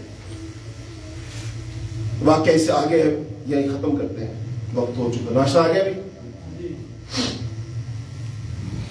اچھا جی، تو آپ نے کہا اعلان کر دے اتنا جزیہ دو، چلے جاؤ۔ جن کے پاس تھا وہ چھوٹ گیا، جن کے پاس نہیں تھا وہ بندوبست کر رہے، ان کے رشتہ دار کر رہے، چھوٹتے جا رہے۔ کہا جن کے پاس کوئی پیسہ وغیرہ نہیں ہے، 10 بچوں کو لکھنا پڑھنا سکھا دیں، ہم اس کو چھوڑ دیں گے۔ یہ فیصلہ ہو چکا، آج فیصلہ ہوا ہے۔ اگلے دن رسول اللہ صلی اللہ علیہ وسلم ایک جگہ بیٹھے ہیں، حضرت ابوبکر صدیق بیٹھے اور روئے جا رہے، روئی جا رہے، روئی جا رہے، چپ نہیں ہو رہے۔ حضرت عمر رضی اللہ تعالیٰ تشریف لائے، پوچھا کیوں رو رہے؟ کوئی جواب نہیں ملا۔ پھر پوچھا کیوں رو رہے؟ کوئی جواب نہیں ملا۔ پھر کہا یا تو وجہ بتا دو، جس وجہ سے تم رو رہے ہو وہ وجہ میں جان کر میں بھی روؤں گا، اور اگر آپ نے وجہ نہ بتائی، نہ بولے، میرے لیے اتنا ہی کافی ہے، آپ رو رہے ہو، میں آپ کو دیکھ کر روؤں گا۔ یہ ہوتی محبت۔ نبی صلی اللہ علیہ وسلم خوش ہیں، صحابہ خوش ہیں، نبی صلی اللہ علیہ وسلم رو رہے، صحابہ بھی رو رہے، اور نبی صلی اللہ علیہ وسلم کس وجہ سے؟ دین کی وجہ سے۔ اور میرے بھائیوں دھیان سے سن لو، آج دین رو رہا ہے، مسلمان ہنس رہا ہے۔ مسلمان کو بھی رونا چاہیے تھا۔ ہمارے دین کی سیادت ختم کر دی گئی، دین کی قیادت ختم کر دی گئی، دین کے نظام کو لپیٹ دیا گیا۔ مسلمان خوش ہے؟ نہیں، ہمیں خوش نہیں ہونا چاہیے اس وقت تک جب تک اس اللہ کے دین کو دوبارہ قیادت اور سیادت نہ مل جائے۔ یہ ہماری سوچ ہونی چاہیے، یہ ہمارا نظریہ ہونا چاہیے۔ لیکن آج ہم دین کے ساتھ خوش نہیں ہوتے جب دین خوش ہو، دین کے ساتھ غمزدہ نہیں ہوتے جب دین غمزدہ ہو، ہم اس کے الٹ کرتے ہیں۔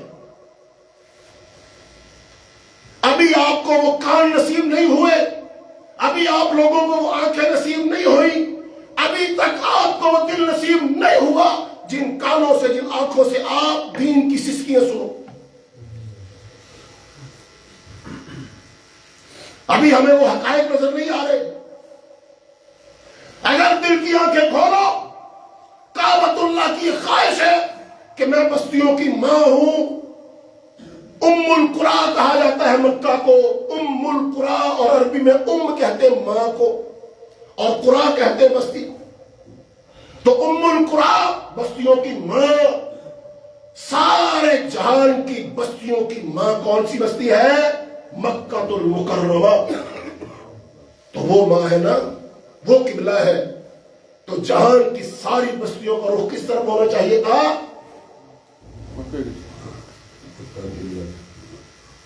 بستیوں کی ماں کی طرف ہونا چاہیے۔ آج اس طرف ہے؟ آج ہم مسلمان ملک، پاکستان جیسا ملک جو نظریہ اسلام پر بنا، ہمارا قبلہ کہاں ہے؟ ہمارا رخ کس طرف ہے؟ رخ بدل دیے گئے۔ تو وہ بستی چاہتی ہے کہ سب کے رخ پھیر کر کس طرف کر دو۔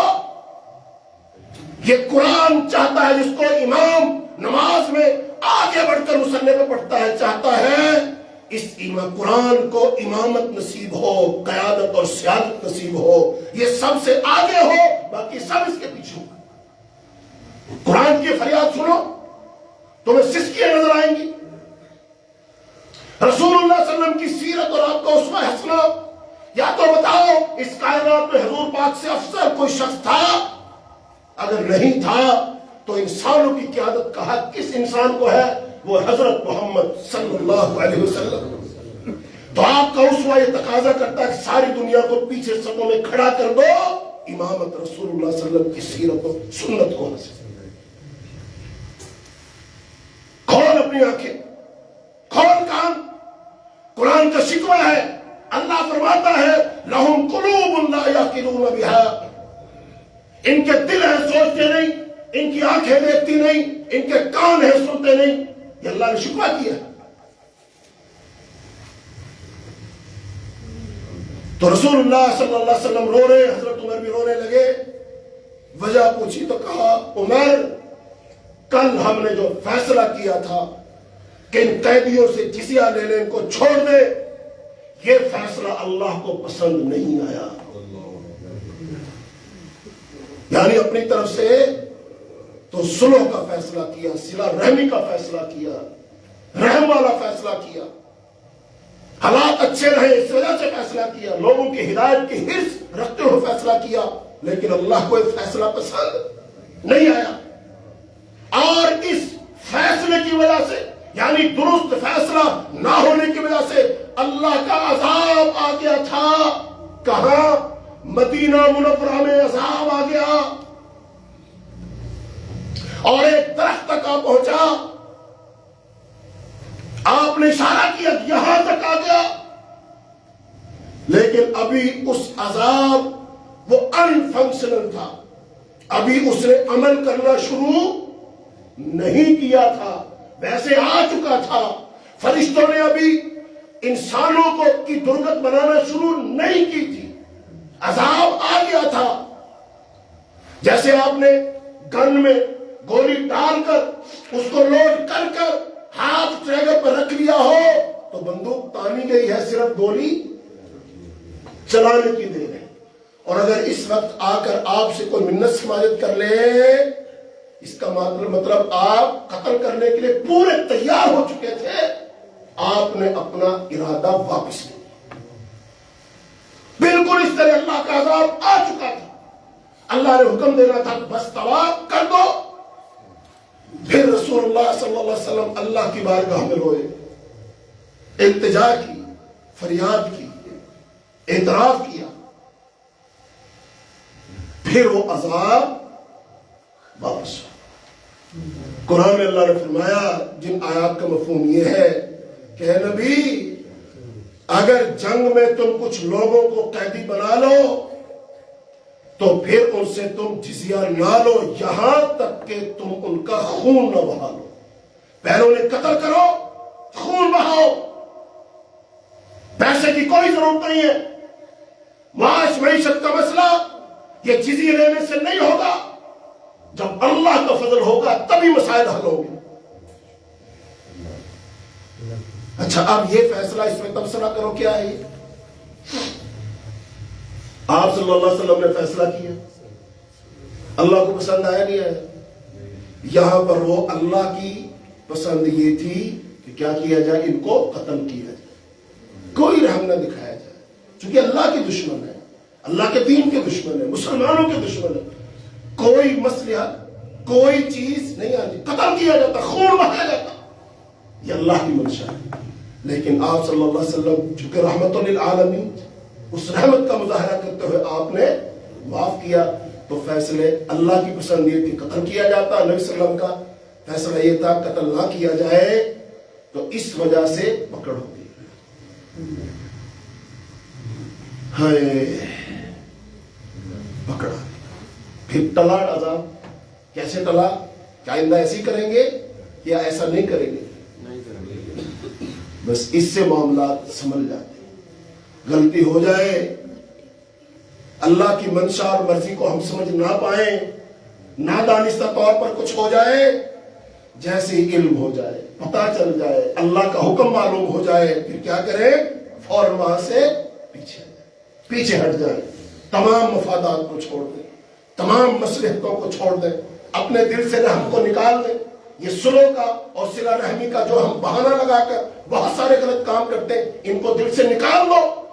جو اللہ کی منشا ہے، جو اللہ کی مرضی ہے، وہ نرم ہے، سخت ہے، اس پر عمل پیرا ہو جائے، یہی صلہ رحمی ہے، یہی صلہ رحمی کا رستہ ہے، یہی کامیابی کا رستہ ہے۔ تجھے سمجھ نہیں آ رہی تو سمجھ آ جائے گی۔ جیسے ٹھیک 11 سال بعد رسول اللہ صلی اللہ علیہ وسلم جب مکہ میں فاتحانہ انداز میں داخل ہو رہے تھے، جتنے عرب والے لوگ تھے ان کو سمجھ نہیں آ رہی تھی نا، تو سمجھ آ گئی کہ یہ رسول سچا ہے، یہ برحق ہے، اس کا نظریہ عقیدہ صحیح تھا، یہ ہم سے سلو نہیں کر رہا تھا تب بھی صحیح تھا، یہ ہجرت کر رہا تھا تب بھی صحیح تھا، جب یہ مارے کھا رہا تھا تب بھی صحیح تھا، جب شیب ابی طالب میں یہ ڈٹا ہوا تھا یہ تب بھی صحیح تھا، اس کا مطلب یہ صحیح رستے پر تھا۔ تو اللہ نے فتح عطا فرما دی، اور تم سب لوگ ناکام تھے، نامراد تھے، تمہاری سوچ، تمہاری فکر، تمہاری پالیسی غلط تھی، یہ ثابت ہو گیا۔ اس طرح اللہ کو اطاعت چاہیے، اور اس اطاعت میں فائدہ کس کا ہے؟ ربنا آتنا فی الدنیا حسنۃ وفی الآخرۃ حسنۃ وقنا عذاب النار۔ دنیا کی بھلائی بھی ملے گی اور آخرت کی بھی، اور آخرت کی بھلائی کیا ہے؟ اللہ عذاب سے بچا لے گا، آگ کے عذاب سے بچا لے گا۔ تو دنیا اور آخرت میں بھلائی چاہتے ہو تو واحد ایک جملے میں ایجنڈا، ایک نقطے میں اصول یہ ہے، اللہ اور اس کے رسول کی اطاعت کی چابی سے سب کامیابی کے دروازے کھلتے ہیں۔ اسی سے معاش معیشت کا مسئلہ حل ہونا ہے، اسی سے کامیابی کا مسئلہ حل ہونا ہے، اسی سے تمہاری دنیا بہتر ہونی ہے، اسی سے تمہاری۔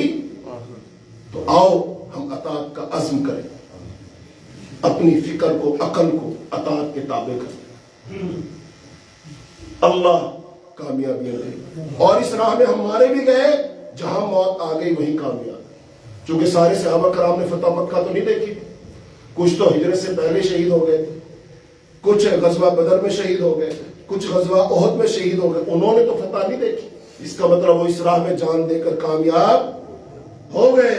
اگر ہم نے دنیا میں فتوحات نہ بھی دیکھی تو کیا ہے، رستہ تو صحیح ہے، منظر کا تعین تو صحیح ہو گیا، قدم تو اٹھا دیا، جہاں بھی موت آ گئی وہیں پر کامیاب ہو۔ بھوک میں آئے، پیاس میں آئے، وہ جلا وطنی میں آئے، وہ وطن میں آئے، کہیں آئے، وہ بندہ کامیاب ہے۔ اللہ تعالی ہمیں اپنی اطاعت کرنے کی توفیق عطا فرمائے، اللہ ہمیں نبی صلی اللہ علیہ وسلم کی سیرت کو سمجھنے کی توفیق عطا فرمائے، اللہ ہمارے دل میں اپنی قدر پیدا کر دے، اللہ ہمارا سب سے بڑا مسئلہ اللہ اپنے دین اسلام کو بنا دے، اللہ دین اسلام کی سربلندی اور غلبے کے لیے اللہ ہمیں چن لے، اللہ ہمارے دلوں کو مضبوط کر دے، اللہ ہماری عقلوں کو جلا بخش دے، اللہ ہمارے دلوں کو ایمان سے منور کر دے، اللہ جتنے خوف ہیں اللہ سارے خوف نکال کر اپنی ذات کا خوف عطا کر دے، اللہ ہم سے اپنے دین کا کام لے لے، اللہ مسلمانوں کی ہم سے مدد لے لے،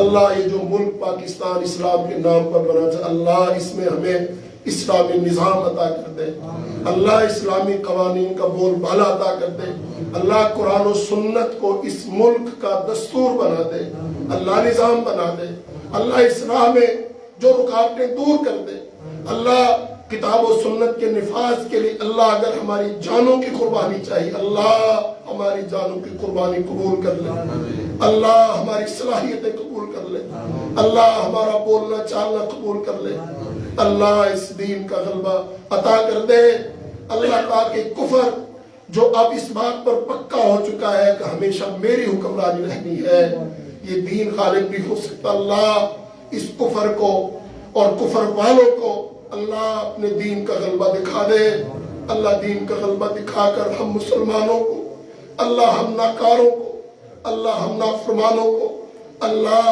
ہماری آنکھوں کو ٹھنڈا کر دے، اللہ ہمارے سینوں کو ٹھنڈا کر دے، اللہ دین اسلام کا غلبہ دکھا دے، اللہ کفر کو گرتا ہوا دکھا دے، اللہ کفر کو گرتا ہوا ناکام ہوتا ہوا دکھا دے، اللہ یہ جو کفر کے نظام ہمارے سروں پر چڑھے ہوئے ہیں ہمارے حلقوں تک پہنچے ہوئے ہیں، ہمارے گھروں میں گھسے ہوئے، اللہ اس کفر کے نظام سے نجات دے دے، اللہ اسلام کا نظام عطا کر، اللہ اس ملک کی حفاظت فرما، اللہ اس ملک کو اسلام کا گہوارہ بنا، اللہ اس ملک میں امن و امان عطا فرما، اللہ سیاسی معاشی اقتصادی حالات کو اپنے فضل و کرم سے ٹھیک فرما، اللہ اس ملک کی جو حفاظت کرنے والے صحیح تیرے موحد بندے ہیں اللہ ان کی حفاظت فرما، جو اپنی جانیں دیتے اللہ ان کی شہادتیں قبول فرما، اللہ جہاں کہیں جو کوئی بھی تیرے دین کے ساتھ مخلص ہے اللہ اس کی حفاظت فرما،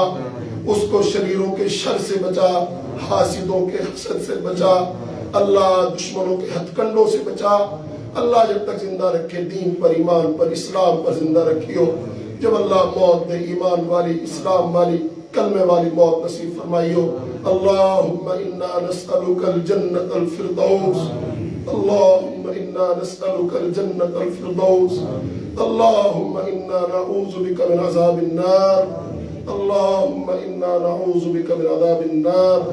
اے اللہ جو بھائی تشریف لاتے ہیں اللہ ان کا آنا قبول فرما، اللہ ان سب کی نیک حاجات و ضروریات کو پورا فرما، اللہ ان کے مسائل کو حل فرما، اللہ ہم سب کے بیماروں کو شفا عطا فرما، اللہ جو معاش معیشت کے مسئلے سے پریشان ہے اللہ اپنے خزانوں سے رزق حلال عطا فرما اور وافر عطا فرما۔ اے اللہ جو ان تمام بھائیوں کے لیے کھانے کا بندوبست کرتے ہیں اللہ ان کا کھلانا قبول فرما، جو بھائی تقسیم کرتے ہیں برتن دھوتے ہیں جھاڑو دیتے ہیں اللہ ان سب کی محنتوں کو قبول فرما، اللہ اس سب کے بدلے میں اپنی رضا دے دے، اللہ اپنا دیدار دے دے، اللہ اپنی جنت دے دے، اللہ نبی صلی اللہ علیہ وسلم کا ساتھ دے دے، وصلی اللہ تعالی علی خیر خلقہ محمد وعلی آلہ واصحابہ اجمعین برحمتک یا